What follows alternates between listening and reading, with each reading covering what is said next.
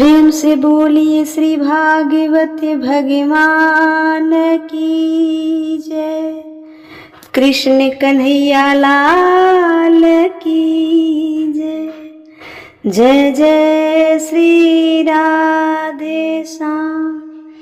परम मंगलमय प्रात पर अखिलेश्वर अखिल ब्रह्मांड नायक प्रात पर परब्रह्म भगवान श्री कृष्ण की वांगमय प्रतिमूर्ति श्रीमद् भागवत महापुराण की कथाएं सुनने वाले सभी श्रोतागण भक्तगण को जय जय श्री कृष्णा, जय जय श्री राधे।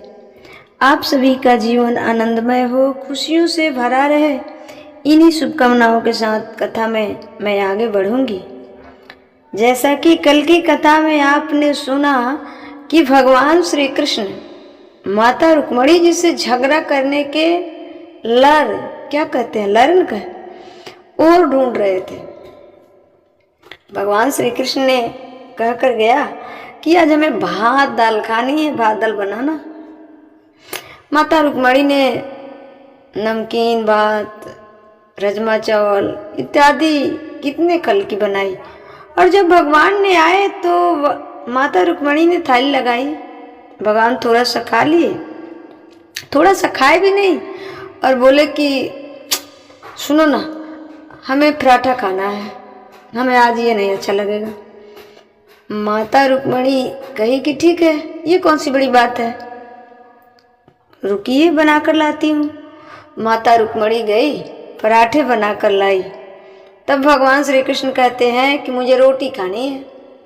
मैया ने कहा कि ठीक है, कोई बात नहीं, मैं रोटी बनाकर लाती हूँ। जब रोटी बनाकर लाई तो भगवान श्री कृष्ण ने क्या कहा कि मुझे नहीं खानी है, मुझे भूख नहीं है, मुझे नींद आ रही है, मुझे सोनी है, आराम करनी है। मैया ने कहा कि तो उसमें कौन सी बड़ी बात है, चलिए आराम कीजिए। उसके बाद माता गई और आराम आराम से पैर दबाने लगी। पैर दबाने लगी तो भगवान श्री कृष्ण कहते हैं कि कितने जोर से पैर दबा रही हो, पैर तोड़ दोगी क्या। माता और धीरे धीरे दबाने लगी।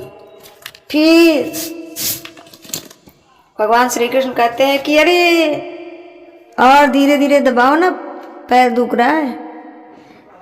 उससे भी एकदम स्पर्श करने लगी, सहलाने लगी, जैसे मालिश किया जाता है वैसे करने लगी। फिर भी भगवान कृष्ण कहते हैं कि अरे बड़ी जोर से दबाती हो, इससे भी धीमा। उसके बाद रुक्मणी जी ने सिर्फ हाथ से ऊपर ऊपर से इशारा, बिना टच के इशारा करने लगी, मानसिक रूप से जैसे किया जाता है वैसे। फिर भी कन्हैया कह रहे कि अरे कितने जोर से दबाए जा रही हो। माता ने कहा कि हमने तो छुआ भी नहीं, टच भी नहीं किया, तो फिर जोर से कैसे दब गई। तो भगवान मुस्कुराते हुए बोले कि देवी, हम तो आपसे झगड़ा करने के लिए ये सब कर रहा था, झगड़ा करने के लिए ये सब कर रहा था, पर आप हमसे झगड़ा क्यों नहीं करती। हमने आपको इतना परेशान किया। यदि कोई स्त्री बड़े प्रेम से 2-4 आइटम बनाए भोजन और पति कहकर गए हो, यदि पति आए और भोजन ना करे तो पत्नियां क्या करेंगी, अपना आला स्टार्ट कर देंगे। उसके बाद भी पराठे बनाई, रोटी बनाई, फिर बेड लगाई, फिर भी माता रुक्मणी जी झगड़ा नहीं की। भगवान कृष्ण कहते हैं कि देवी, आप झगड़ा हमसे क्यों नहीं करती। रुक्मणी जी ने कहा कि आप जो श्याम रत्न धन मिले हैं, इससे बड़ा कोई धन हो ही नहीं सकता, तो फिर मैं झगड़ा कैसे करूं। झगड़ा कहाँ होता है, जहाँ स्वार्थ ज्यादा होता है। स्वार्थ ज्यादा हुआ तो झगड़ा होगा। रिश्ते में झगड़ा तो होना जरूरी भी है, परंतु जहाँ ज्यादा स्वार्थ बढ़ जाती है वहाँ पटना मुश्किल हो जाता है। तो भगवान स्वार्थी नहीं है, भगवान स्वार्थी नहीं है। भगवान तो भगवान है, भगवान तो भगवान है। भगवान हम कितना भी कम ना लेकर जाएं, कितना भी गलत है, पर भगवान के पास जाएंगे ना तो हमारी सारी गलतियों को ढककर हमें अपने योग बना लेते हैं। और हमें यही मांगना चाहिए कि ये सरकार, मैं जैसा हूँ वैसा आपके चरणों में तो आ गई, अब आप अपने योग स्वयं बना लीजिए। हम में वो क्षमता नहीं है कि हम आपके योग खुद बने, परंतु आप चाहें तो आप अपने योग बना सकते हैं। वो तो विषय वासनाओं से भरा है। इस धरती में एक आदमी का नाम बताओ जिसका स्वार्थ ना हो। बिना स्वार्थ के कोई किसी से प्यार नहीं करता, बिना स्वार्थ के कोई किसी से प्यार नहीं करता। करता हो तो बता दो, कोई किसी से नहीं करता, चाहे वो माता पिता हो, चाहे वो संतान हो, चाहे वो पति पत्नी हो, चाहे वो बिजनेस हो, व्यापार, मतलब कोई ऐसा नहीं है कि बिना स्वार्थ के किसी से प्रेम करे, चाहे वो गुरु ही क्यों ना हो, चाहे वो गुरु ही क्यों ना हो। यदि आप अपने गुरु की आज्ञा के पालन नहीं करेंगे, सेवा नहीं करेंगे, तो आपके गुरु आपसे प्रेम नहीं कर सकते, नहीं कर सकते।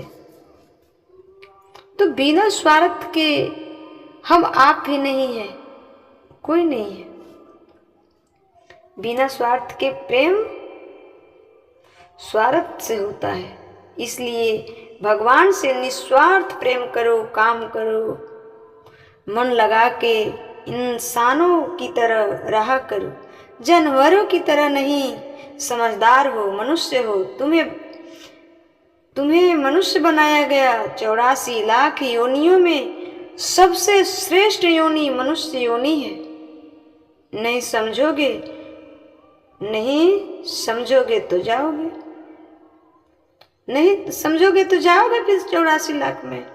हम किसे समझाएंगे? कुत्तों को हम किसे समझाएं, किसे सुनाएं? कुत्तों को बिठाकर समझाएं क्या, कि बंदरों को बिठाकर समझाएं? आपको ही समझा सकते हैं, मनुष्य को ही समझा सकते हैं, मनुष्य से ही बताया जा सकता है। और जो ज्ञान मैं आपको दे रही हूँ, इस ज्ञान को धारण भी करना। केवल मनुष्य ही, अर्थात आप लोग ही कर सकते हैं, है ना। कि कुत्ता बिल्ली नहीं कर सकता, पशु है, इसलिए करो। आप लोग की बुद्धि क्यों बिगड़ रही है?